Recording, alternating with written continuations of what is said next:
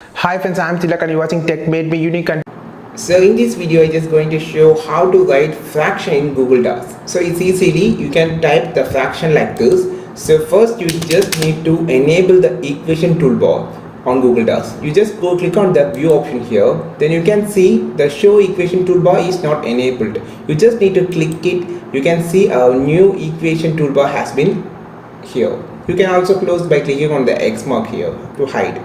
Just click on the new equation. Now you can see that everything has been enabled, and you just need to select the fourth option, which is called math operation. Just click it. You can see a drop down, and here the first thing is called the to write the fraction. So now you can type it as 100 or 1000 divided by like this. Extra fraction also can be typed here, or you just need to type here.